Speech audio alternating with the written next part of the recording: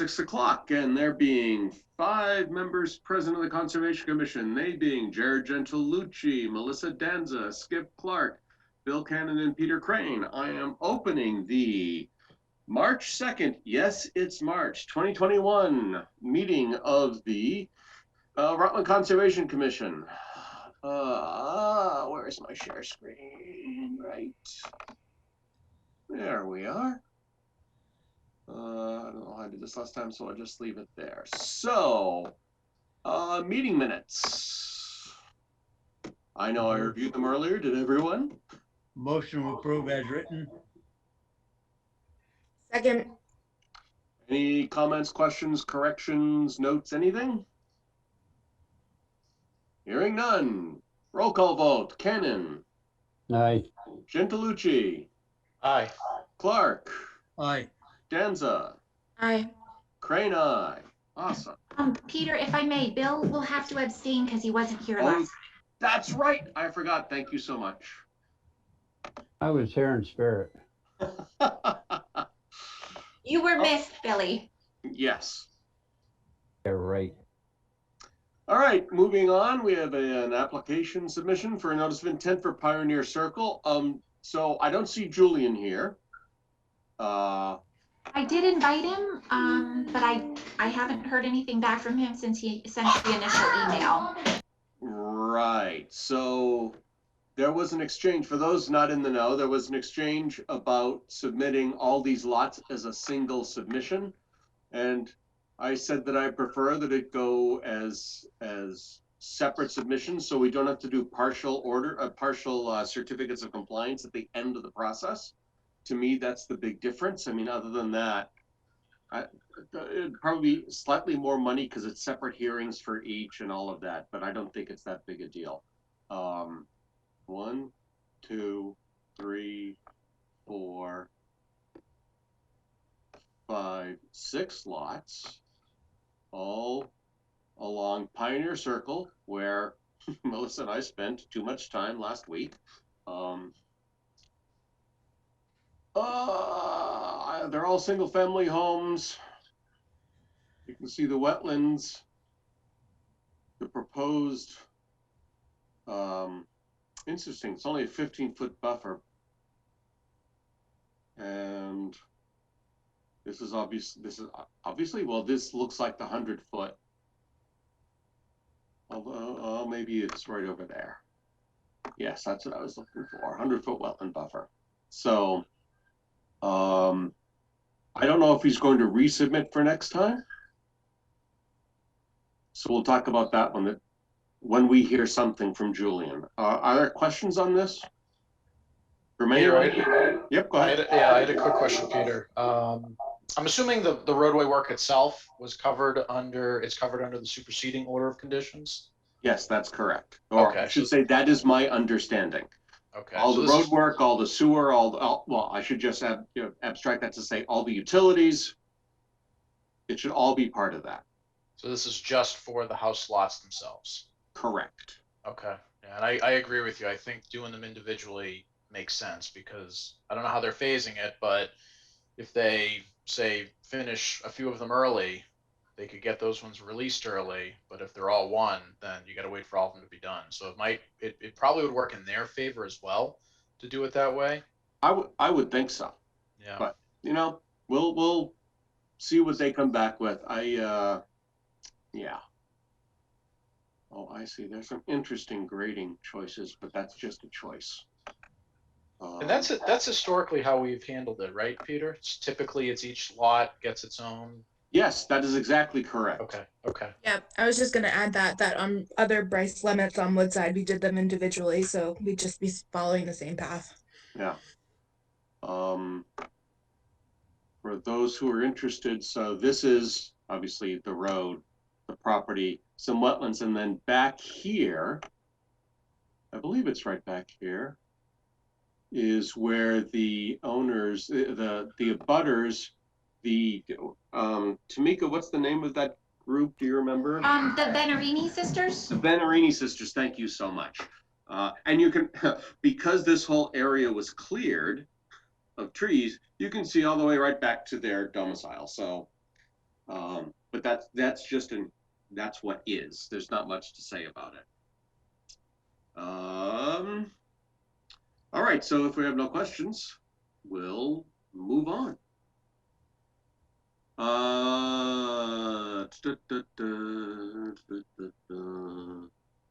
Yeah, we'll just have to wait to hear back from Julian about how they want to keep going. Oh, there was an interesting thing. I don't know if anybody else looked all the way through the NOI, but at the end is an old order of conditions.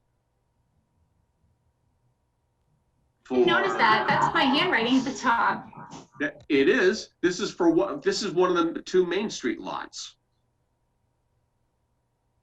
So it might be worth asking Julian through email why this was included. If it was an accident, or if he also intended to get. I don't know if he's ready for a certificate. Oh, I don't know why he would apply for that in the same package as an NOI. I imagine it was probably a mistake. I expect so, but it's worth asking the question, Jess. Yeah, absolutely. I'll mention that. Okay. Oh yeah, I didn't say this out loud. Hey, I'm going to waive unless there's objection, I'm waiving the reading of the opening. This is a remote meeting session. Any objections? No, we don't know how to behave. Okay, well, as well as we ever do. Moving on.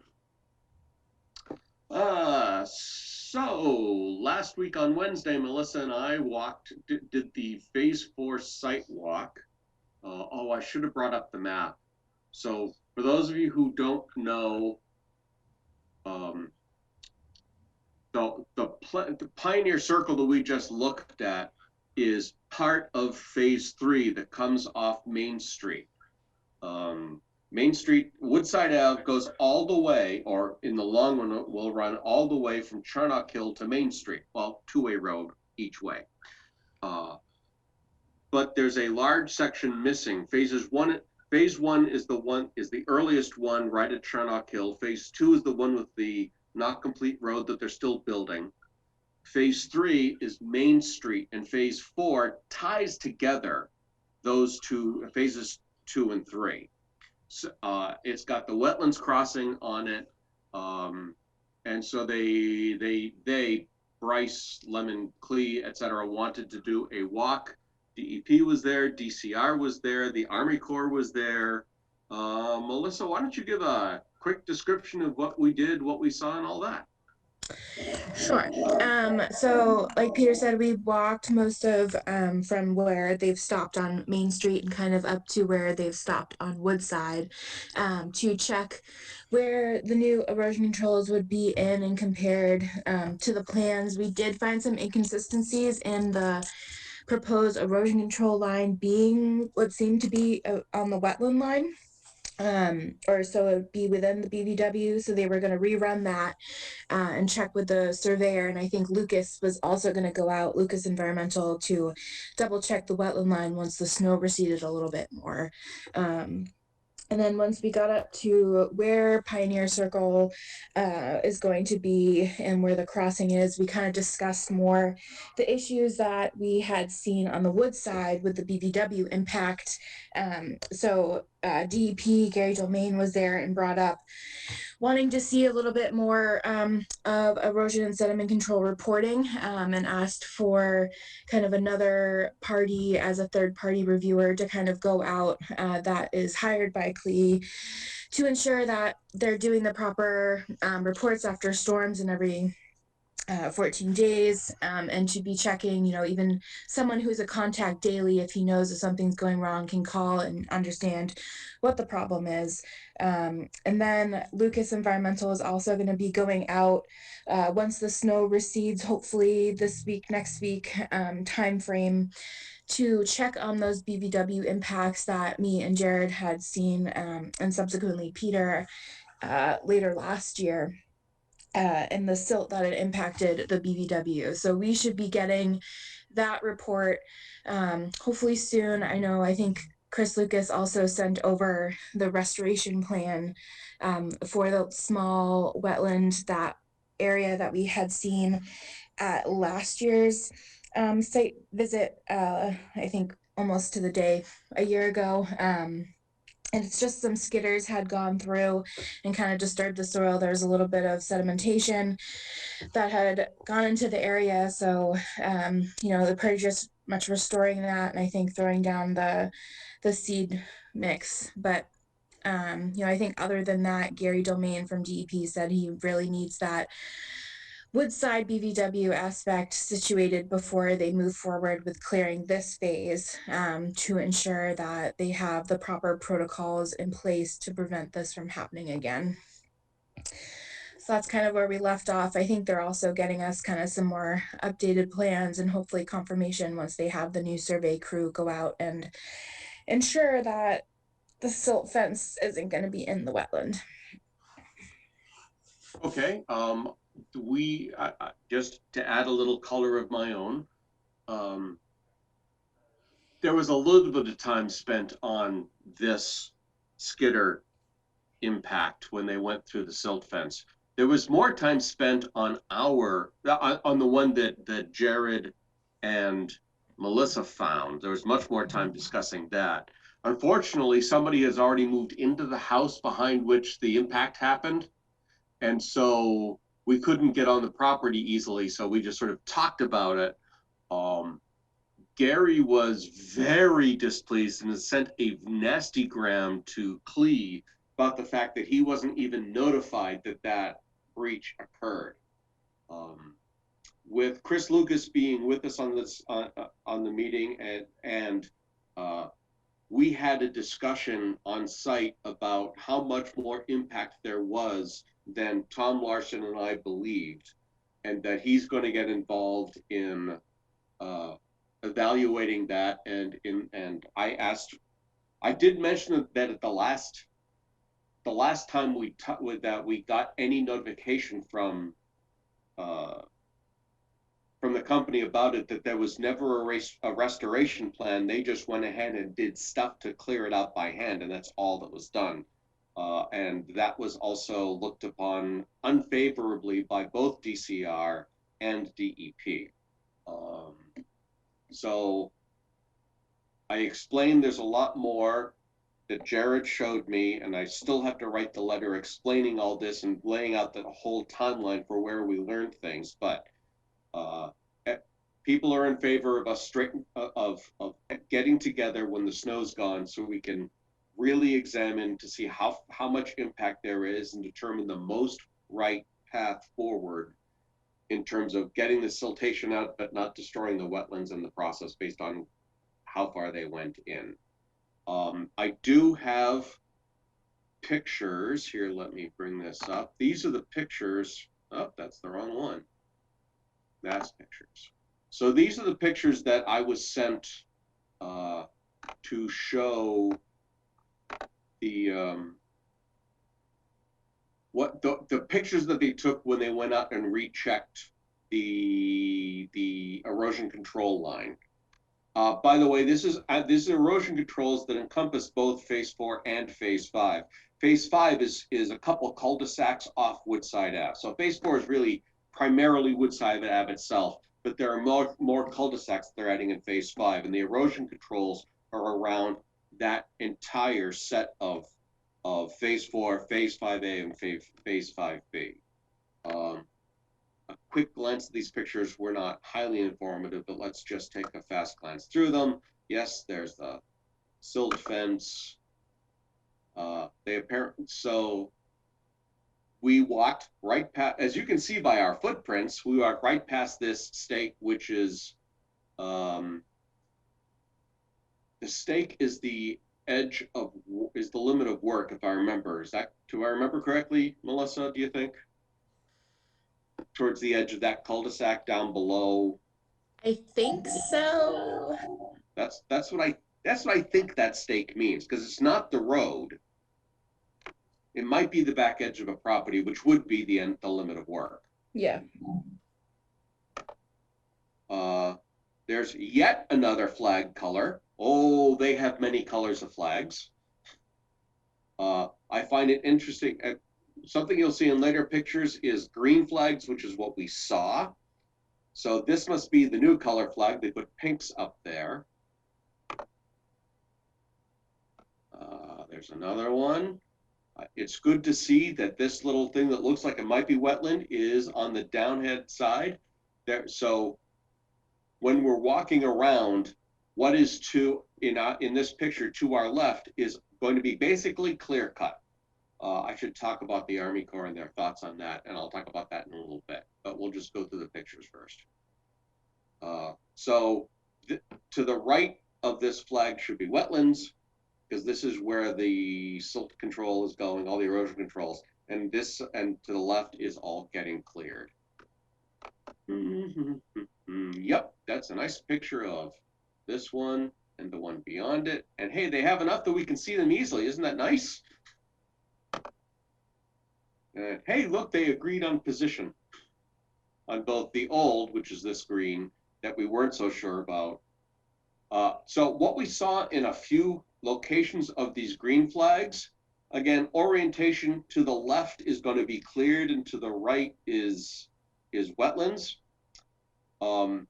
We actually saw several green flags where there were blue flags over to our left that said something's not right about something.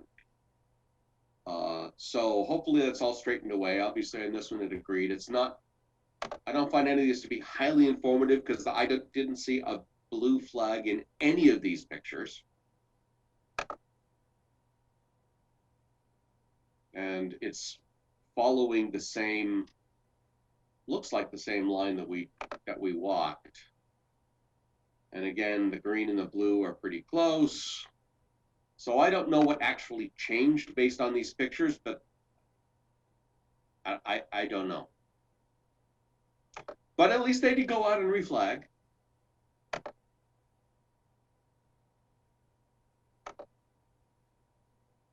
And that's the last one. Okay. That's the last picture anyway. So this was really just walking fundamentally one line. And this is all towards the wetlands. This is, I hate to give directions because I don't have the map in front of me. So anyway, imagine slogging through over hill, literally over hill and dale, through the snow to look at the lines, just to look at the flags they put in place. That's what Melissa and I did that day.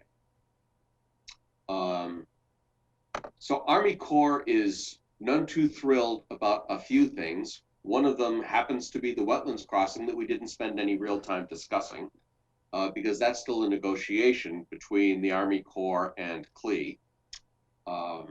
Because he originally proposed a span, which is what the Army Corps permitted, and then CLE wants to change it to culverts to get rid of the whole bridge thing, because any span longer than, what? Any span longer than 20 feet is a bridge, if I remember correctly, and Rutland hates bridges and doesn't want to put any more in. And I don't know what's more to say about that. So that's one thing there that Army Corps is negotiating. The other thing is I saw a plan I had never seen before. The Army Corps guy brought his original grading plan. And the original grading plan was supposed to leave a lot of trees behind, especially between the houses. And the original grading plan basically said, clear away where the house is going to go, but leave a lot of woods around it. And somewhere along the way, that whole plan went away and everything's getting clear cut. The Army guy was not happy to see that at all. And frankly, neither was DCR, but there's the accepted plan is the accepted plan. So I'm just going to say that and move on. I don't plan to go through the restoration plan any more than I already have for showing you the map that you see here. And what a shock. On the snow, you can't see a lot. I don't think I have anything more to say about that walk. Do you have anything more to say, Melissa? Nope, I would just say, expect hopefully a restoration plan soon and we'll get that situated. Yep. Any questions from anybody? Hearing nothing, let's move Sure, I have a along. quick question. Oh, yes. Maybe not specific to this, but is the fee amount that Julian had originally paid when he submitted it as one submission going to change if he's going to do it as separate submissions? In truth, I don't know. Okay. Tamika, I think it might be that like difference of the $50 just because of the way it's totaled before and then split versus individually and split. Because I think your math originally, what you were thinking about, will be what it is if he does them separately. And I think putting them together was like a difference of that $50 or $75 or something. Okay, so would it be recommended that I have him, that we, not use that large check that he initially sent and have him just break it up into separate checks for each submission? I think that's up to you, whatever's easiest. If it's Okay. more doing them separately, just have him do the additional. And then for the deposit, maybe just list them out individually, but have the same check number Right. for most of them. Yeah, I think that's the easiest way to do it, rather than voiding a check and all of that hassle. And the other thing he's going to have to deal with is separate hearings. So that will be another mild increase in cost as well. Well, my thought is, I imagine you probably don't want all the hearings on the same night, but I was going to see if we could do maybe 2 a night or 2 or 3 a night. I can combine it into one ad to try to reduce that cost a little bit. And frankly, I do them all at once. Do them all in one night, because just a brief look at the plan suggests they're not difficult. Okay, then in that case, I can word the ad so that we can keep it within that $35 for them. Yeah, just say 6 notice of intents for lots, whatever through whatever. Whatever they are, Yes. right? Yep. Okay. I'll do that then. Thank you very much. You're very welcome. Anything else on Brice Lemon? Okay. Moving on, Community Preservation Act. So, the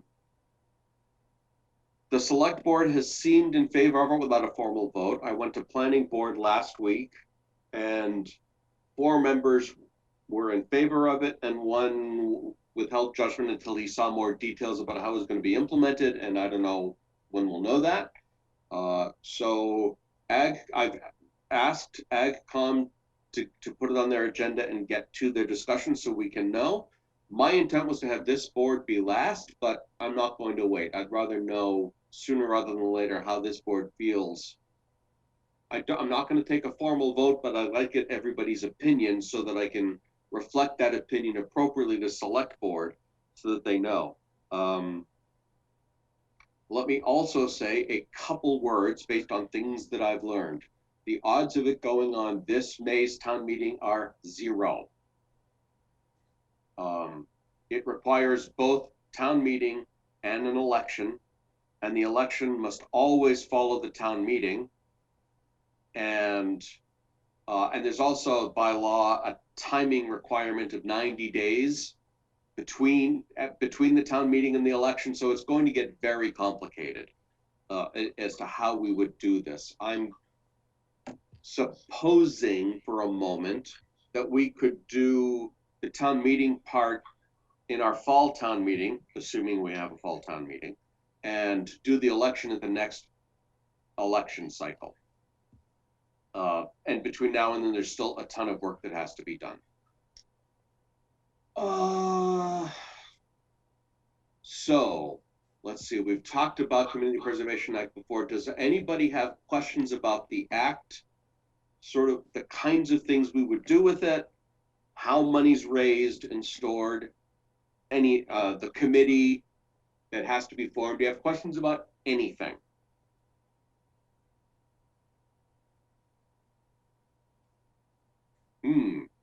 You're a very quiet group today. Okay. Then I just like to do a once around.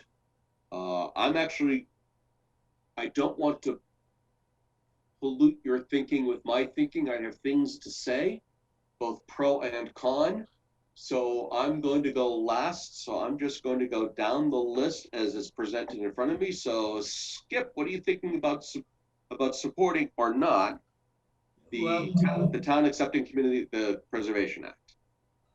Well, I have my own feelings about it, but I think the town should be the ones, the whole town should be the one to decide whether we approve or disapprove. And the whole town will, but I'm just wondering about as individuals, no matter what, the town has to approve or disapprove it, but moving forward with it is going to depend upon, No, I'm Our- all for moving forward with it. okay, 100% for that. great. Bill? You're muted.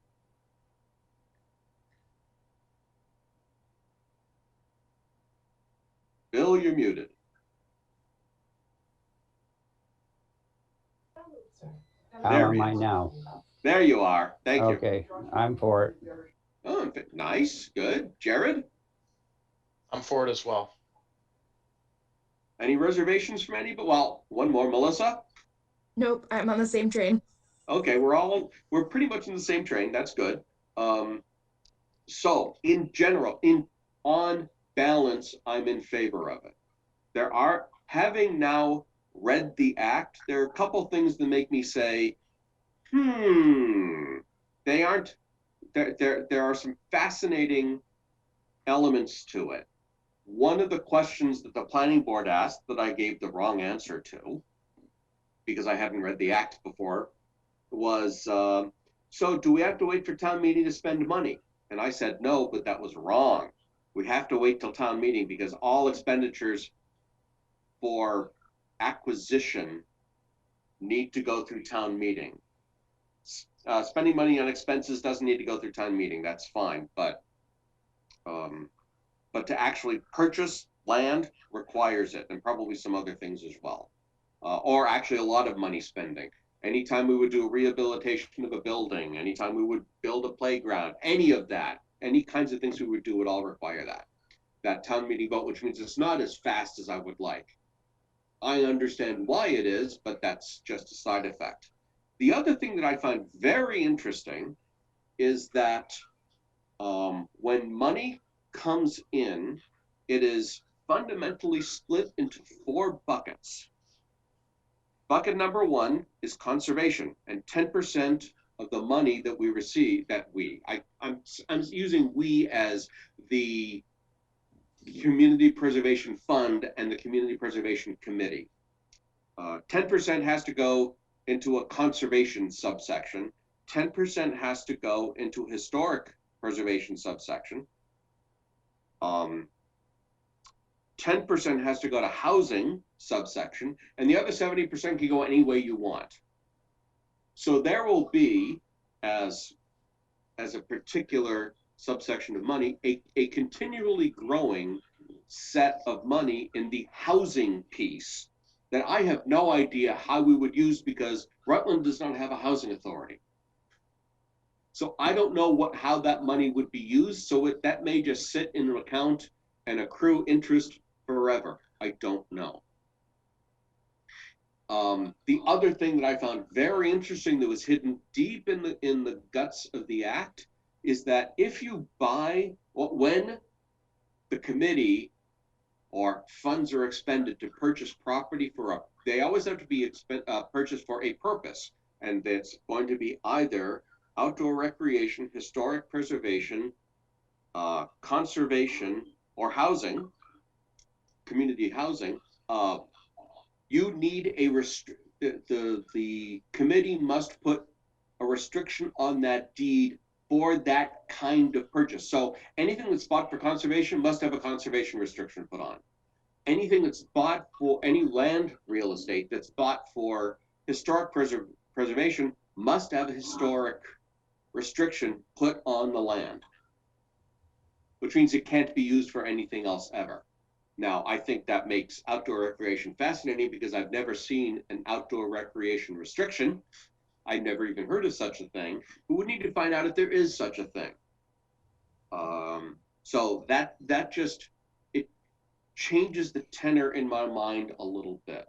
I still think, as I said, on balance, I am for the Community Preservation Act.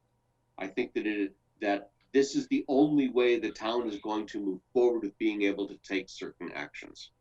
I would love to have had the money already for the Woodhouse, for example. We wouldn't have to buy it and put a historic restriction on it. We could just, the town could just authorize it at town meeting and move ahead. Other things to know, I've said this already, it is both a town meeting vote and it's an election, a ballot question on the town election. The other thing is there is another bylaw that comes with it, because you must create the Community Preservation Committee, who decides how the money is spent from the fund.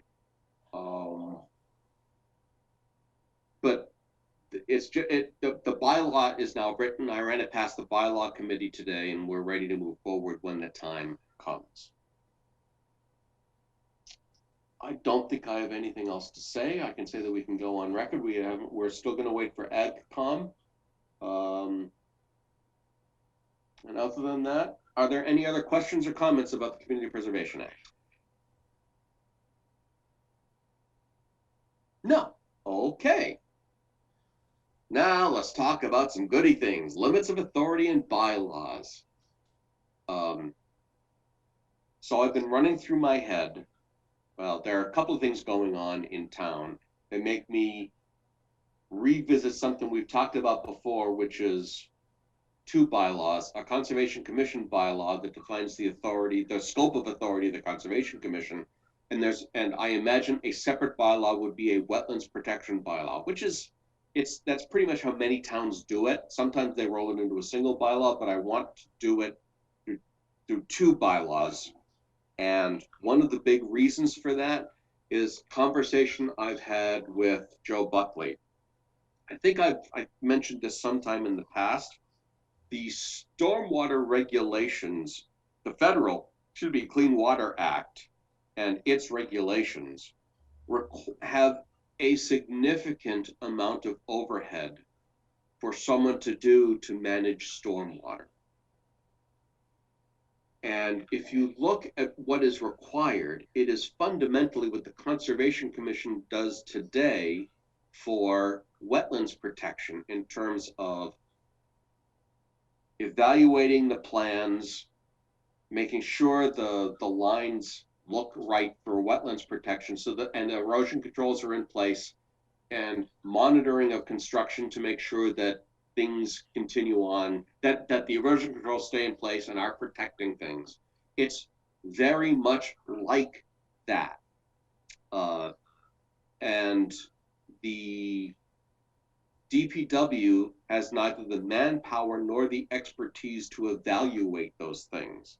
So one of the discussions that I want to have tonight is, does the commission think it could take on the projects that would require erosion controls and monitoring that within, assuming that we had a bylaw that gave us the authority to do that? So do people have any thoughts about that? I will say, being on the enforcement side of things of a Concom that has both the Stormwater Erosion Control and the Wetlands Protection Act bylaw, makes it very easy to have consistency. But the only caveat of that is that there's staff to enforce that as well, and be out on the ground to check these things as they go through construction on both under the wetlands, but also just for proper erosion control. Is that the way Southborough does it, or was that somewhere else, Melissa? Nope, that's Southborough. So I am the enforcement for all erosion control projects for any subdivision or anything going through major site plan for commercial, and also our wetlands bylaw. Now, every town is different, of course, but what's the mix of projects that need to be looked at, maintained, considered, whatever you want to say? I would say, for the most part, at least 75, even maybe to 85% of the projects overlap already. So they apply for both under the wetlands and the stormwater bylaw. It's very minor that they kind of are not under, or it's just under SMP. And usually that's because of just the disturbance of new houses when they're not part of a subdivision, or sometimes people demo even additions. They hit sometimes those thresholds a little bit more quickly, or it's just larger commercial projects that's mostly parking improvements that triggers a major site plan through planning. So those for the most part are not difficult to enforce or inspect. I guess it's just the level of responsibility that we want to hold for enforcement as well. Maybe more so that we've been doing under our NOIs, having a little bit more oversight. And that can be done, just splitting up kind of orders between us, and really getting a better schedule going, which is something that we'd have to do. We just need to make sure, we're all kind of on board with that. Right. Okay. Other questions or thoughts about it? Peter, I have a few thoughts about it. Okay. I agree with Melissa about the staffing piece of it. I think I personally would be in favor of some sort of, call it stormwater management permit or whatever you want to call it. I know from other towns and cities that I've worked in that some do have a wetlands protection bylaw and a stormwater management bylaw, and sometimes it's the Conservation Commission that oversees both and it issues both permits. Some towns actually have, I know Groton's one of them, they have a Conservation Commission that implements their wetlands bylaw. They have a stormwater committee that implements their stormwater permit. And granted, they do, there's a bit of overlap. I think there's actually members, there's some members that are on both, but it's technically different boards or commissions. I think the staffing piece is probably the big question mark, because if we were to have more projects fall under our jurisdiction, then we'd have obviously more things to be looking at out in the field, keeping track of. And I know we've talked about this in the past, having, even if we're like a part-time agent, I think if we were to move in this direction, we might want to at least bring that up again. I know there's always issues about finding somebody, funding, all that. There's a whole list of challenges there too, but I think we'd probably want to at least revisit that discussion. But I would be in favor of some sort of stormwater management permit. And I do think, like Melissa mentioned, in Southborough, where it all falls under the Concom, you get a lot of consistency there, and that's a good thing. I agree that consistent application of similar things is best for everybody. The other, I'm not sure about the appetite for spinning up yet another committee in this town, but I don't know that it would be bad to think about. All right, so, okay. Oh, one other thought too, Peter, just on the stormwater permit piece. If we were to go down that road, we could think about what types of projects and size projects would actually trigger the need for a stormwater permit.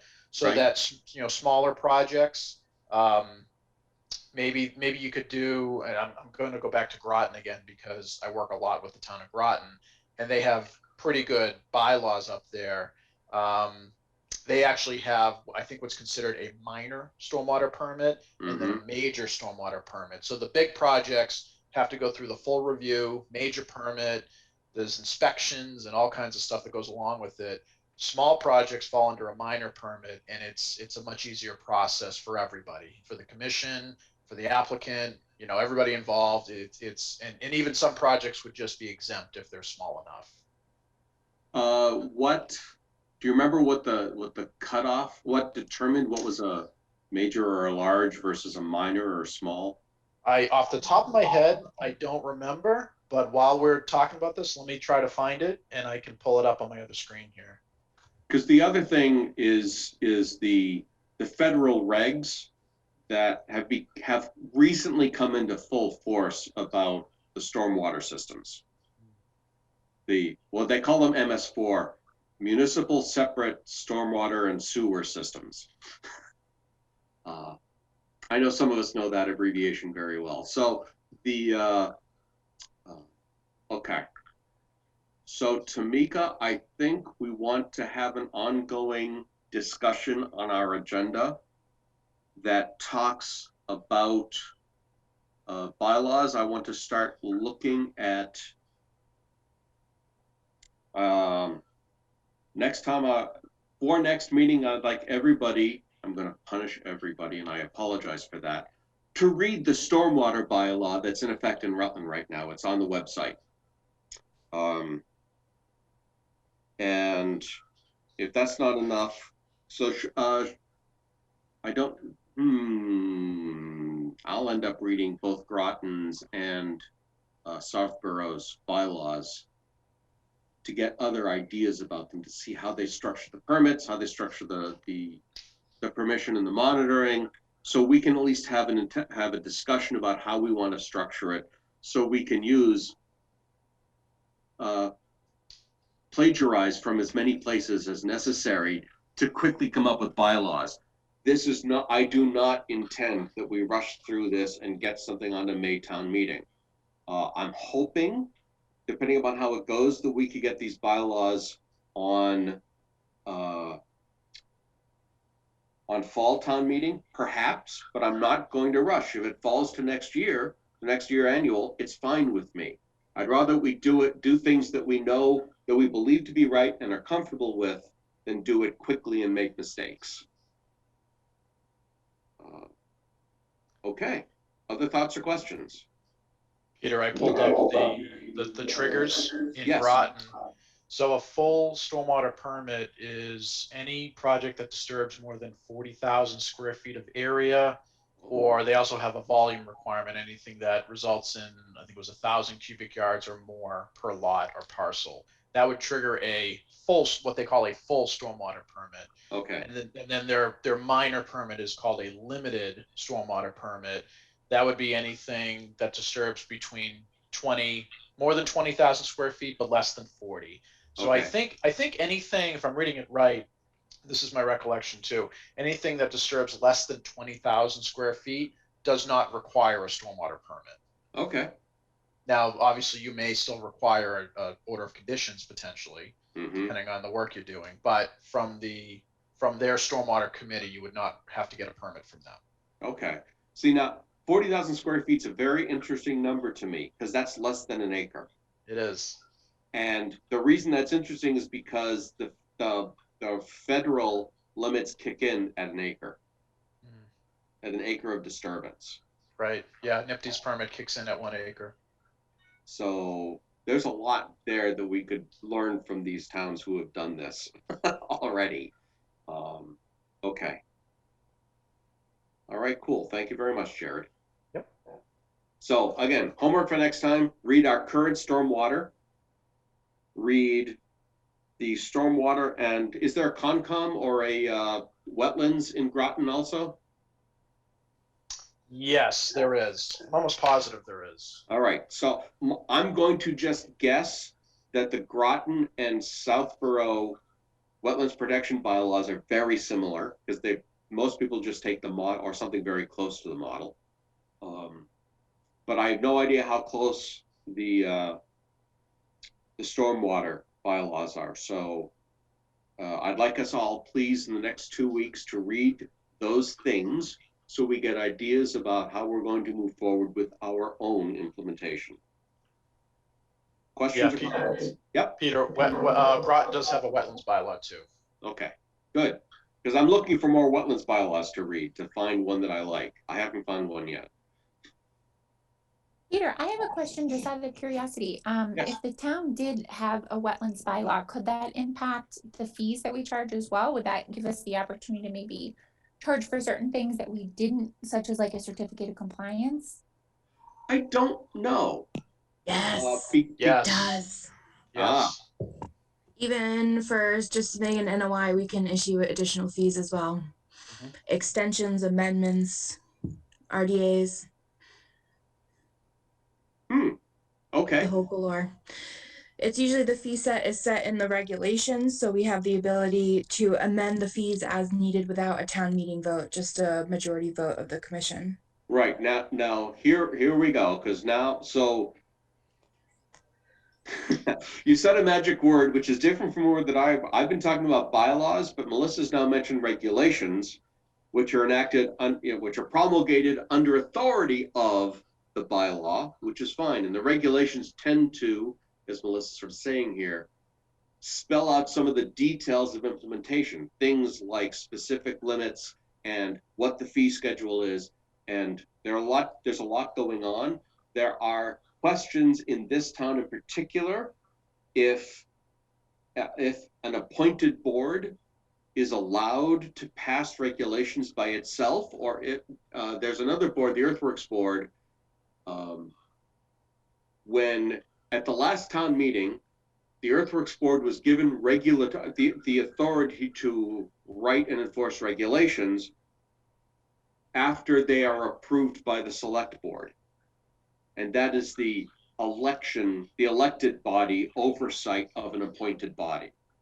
I don't think most wetlands bylaws have that sort of restriction where they need to, where regulations would need to be approved by the select board, but we can talk about that when we get there. So what at the end, we're talking about writing what is probably really five different things. Amending the Stormwater bylaw, writing the Conservation Commission bylaw, writing the Wetlands Protection bylaw, and then writing the Wetlands and the Stormwater regulations. That's 5 things in total that we would want to kind of have, which is, I won't joke around here. This is a ton of work. I'm not going to hide this. And this body hasn't done that kind of work for a while, but if you're all willing to get into it, so am I.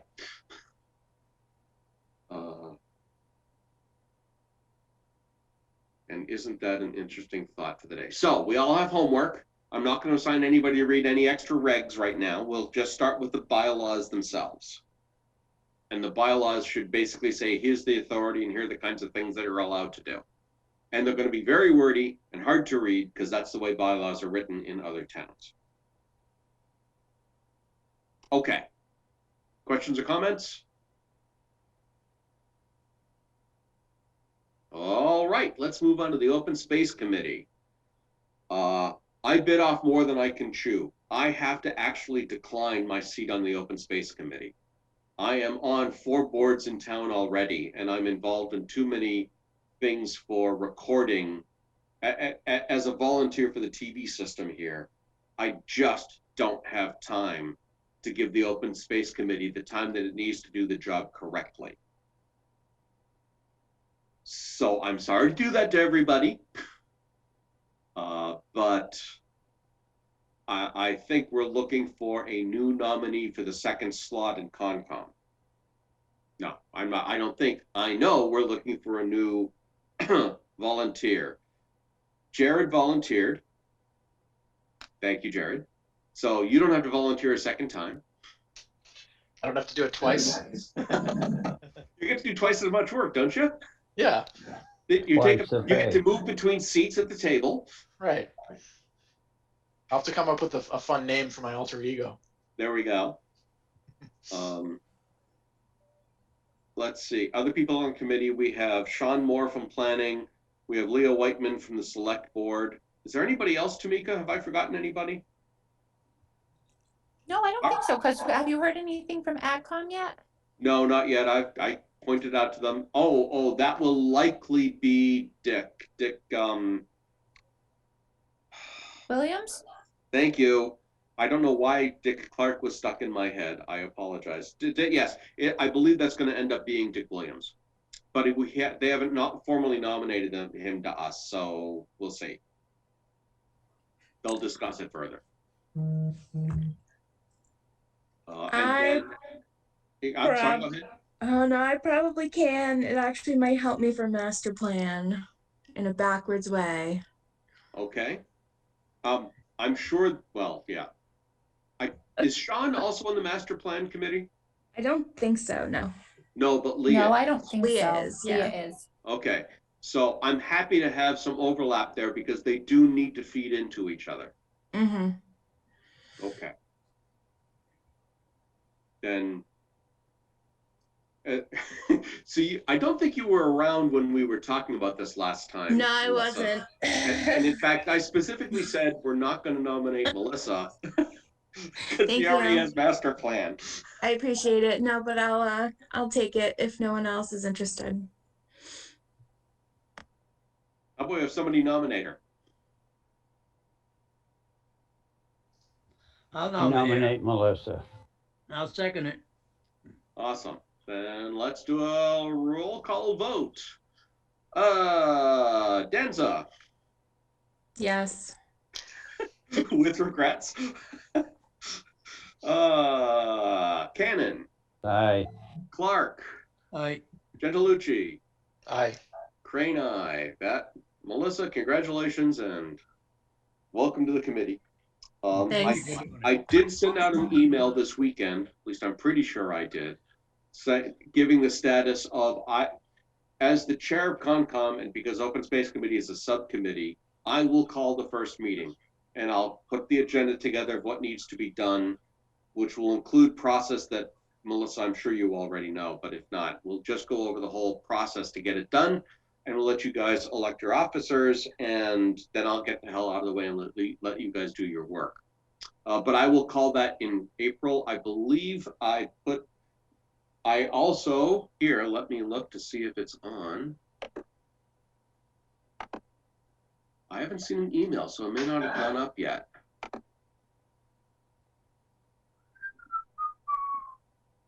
Okay. Aha!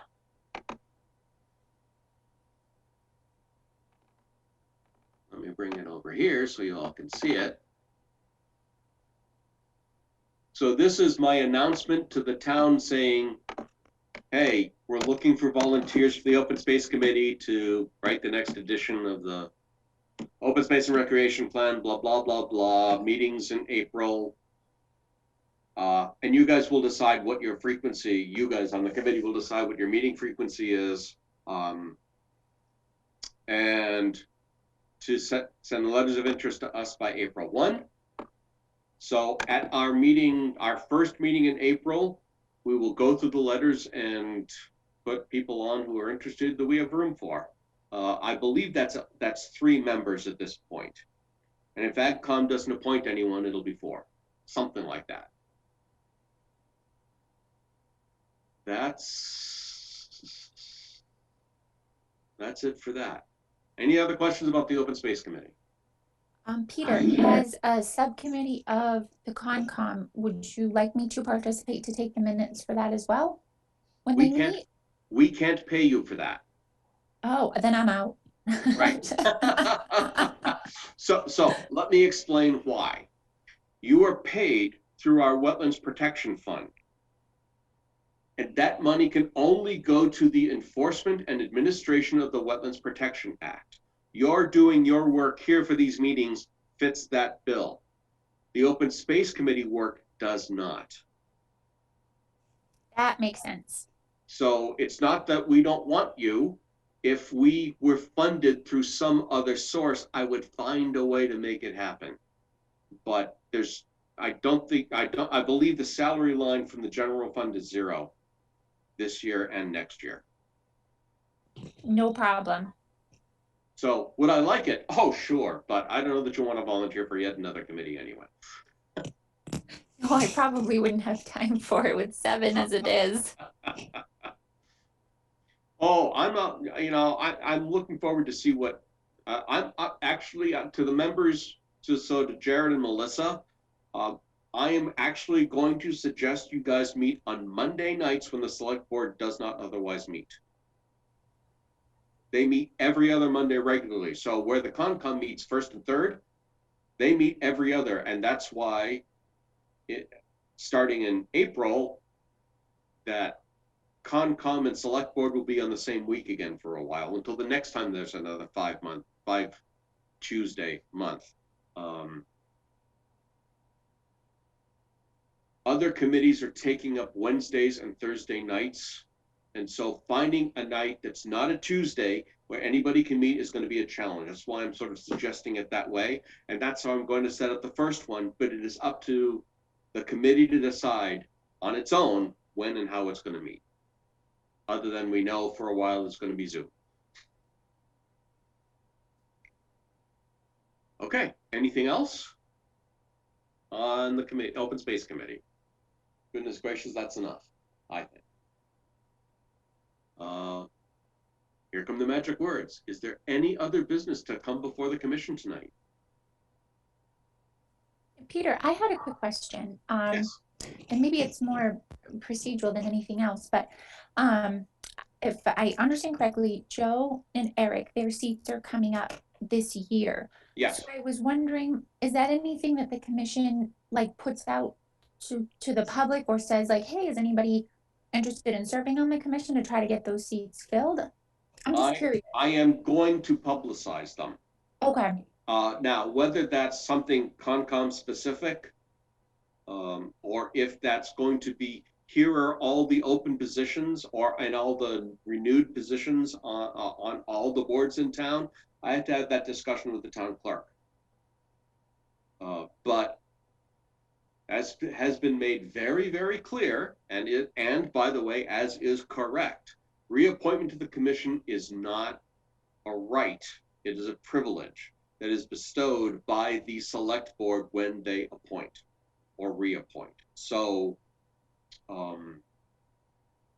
I also need to have a conversation with Joe and with Eric, with each of them, to see what they're thinking about the upcoming year, or not just the upcoming year, their upcoming term, to see what they think and what they're interested in, and what I, as chair, are going to expect from members of the commission. Okay?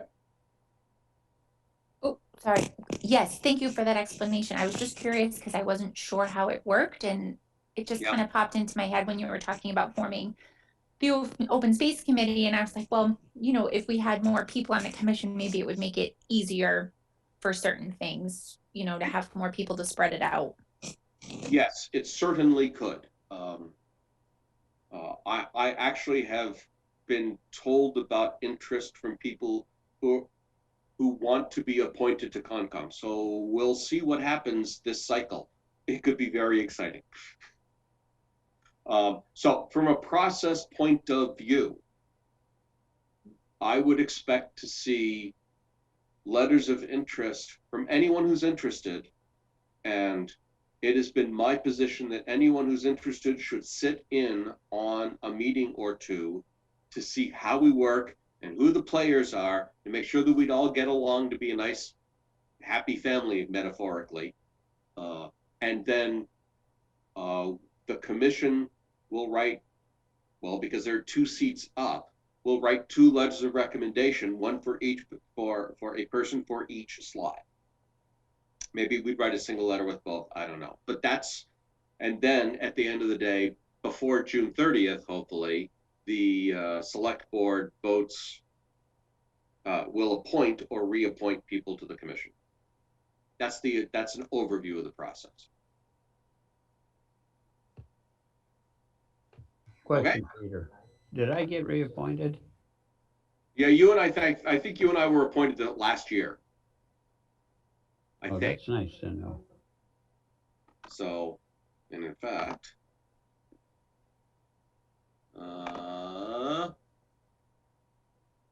have fast links to, well, to some things. I can, I'm just going to look it up very quickly on the,